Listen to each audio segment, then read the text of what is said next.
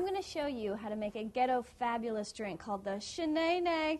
Hey! We're going to start off with our ice. Pour this into your glass, just like so.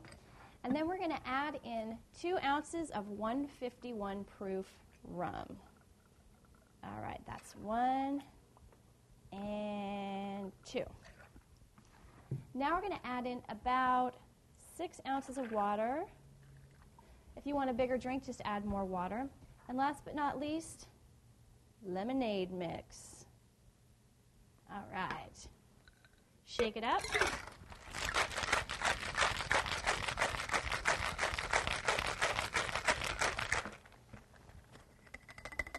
And this is a tasty drink that you can enjoy sitting on your front porch. Sip it through a straw. I'm going to pour that into a highball glass just like that, and I'm going to garnish this with a cherry because cherry is always good with lemonade. Pop in a straw, and there you have it, a Shanaynay.